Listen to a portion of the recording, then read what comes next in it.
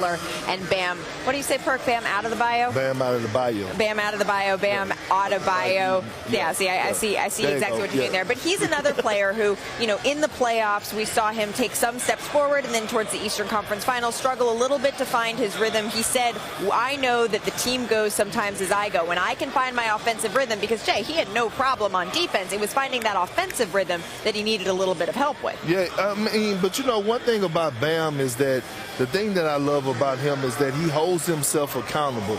And I love Eric Spoelstra has said after one game in the postseason, we don't need Bam to be aggressive for us offensively to look to score for himself, but to make others around him better. And that's one of the underrated things about his game. We look at his points and we say, hey, he could go out there and get you 18 to 20 a night, and we know he could rebound at an extremely high level, but he's a guy that could go out there and get you 5 to 10 assists. Hell, he could get a triple-double if he wants to, just off his playmaking ability. And that's something Miami evaluated when he was at Kentucky that I'm not sure I saw, is that how high level a passer Bam Adebayo was. Well, let's see who is headed down to South Beach. The pick is in. Let's send it back to NBA Commissioner Adam Silver to see who exactly it is.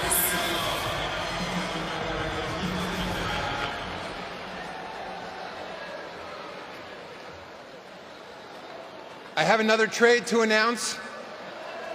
As part of a trade to be finalized later, the Philadelphia 76ers are trading to the Memphis Grizzlies the draft rights to David Roddy, the 23rd pick.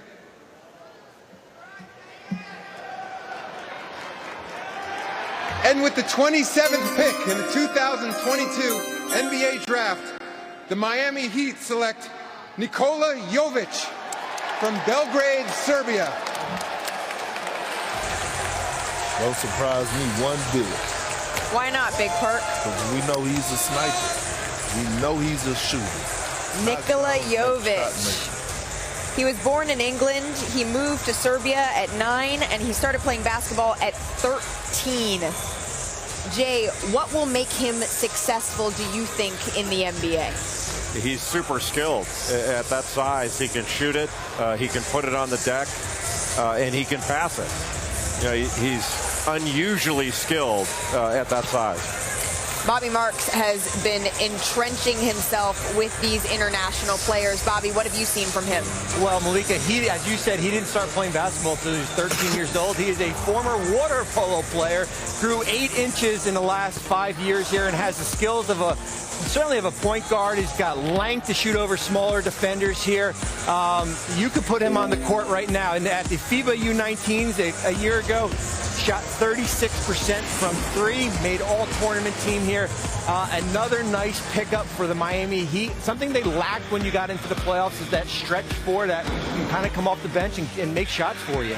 Well, some fans may be rubbing their eyes like, wait, I've seen a similar name to that before. That's because there's another notable Serbian player, a 2-time MVP, in fact, that sounds a little bit like him. That would be Nikola Jovic, not to mention Bogdan Bogdanovic. And you can see some notable Serbian players who played in the NBA, both past and present. Well, now it is the defending champs, the Golden State Warriors, who are on the clock. So let's take a look here at their roller coaster ride that has been the last couple of seasons. Because remember, they reached extreme highs. That's always the fun part of the roller coaster. And then there are some extreme lows, too. But first, let's go back to 2009, drafting Steph Curry, and then a couple of years later, Klay Thompson, Draymond Green, the Splash Brothers are born, they hire Steve Kerr, and a year later, they win an NBA title, and then they bring in Kevin Durant.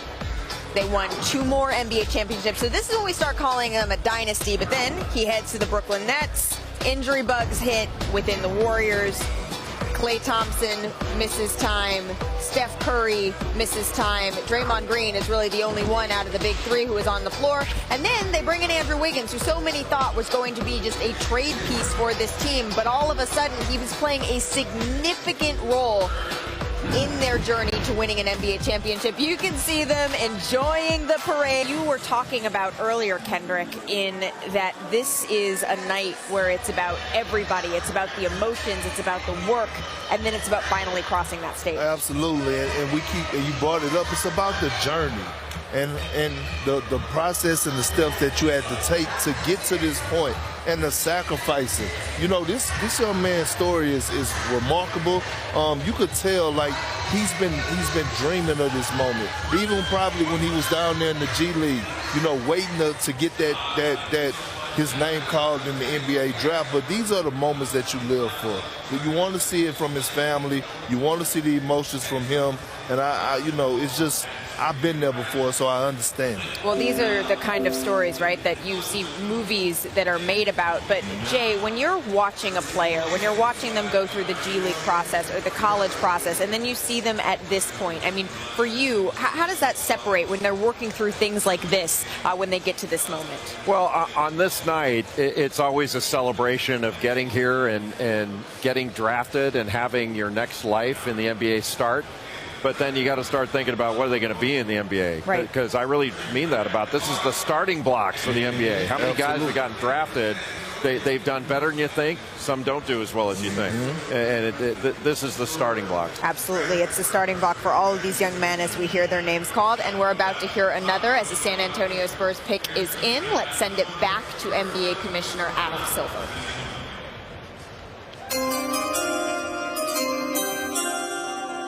With the 25th pick in the 2022 NBA Draft, the San Antonio Spurs select Blake Wesley from the University of Notre Dame.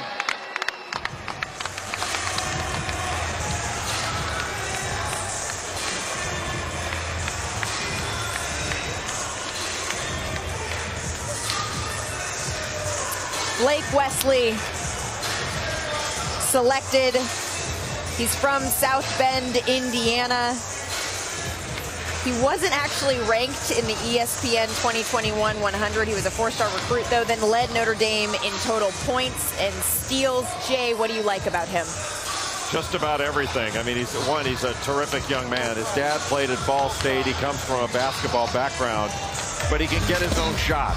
You know, he's athletic. He's got a great burst, and he plays with energy and intensity. He only shot 30% from three, but he does have a good stroke that just needs some work to get more consistent. And he's got very good defensive potential.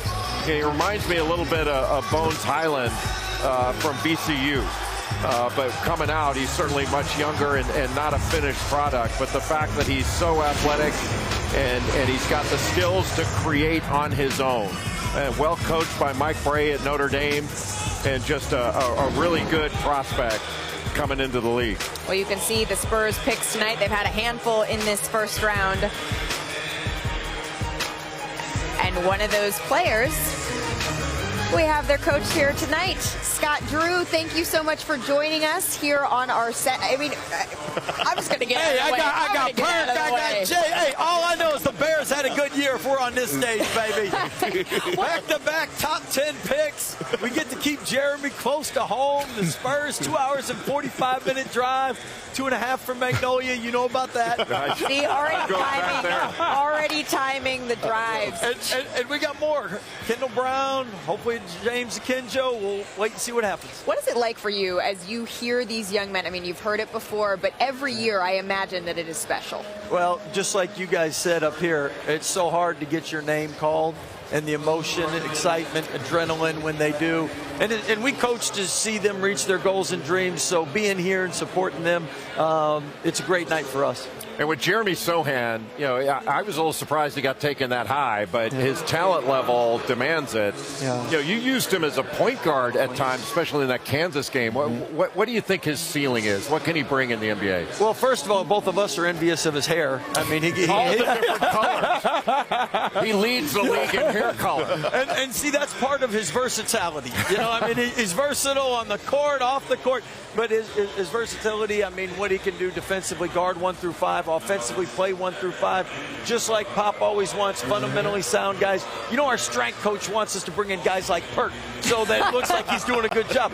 You know, when you bring in a fundamentally sound player, it looks like us coaches know what we're doing. I don't know, whatever coffee that you were drinking tonight, can we have a little bit? Because your tea up here is the money. Yeah, I'm just telling you. I love your energy. Well, we had Jeremy Sohan wired for sound here tonight. Let's take a listen to what he had to say.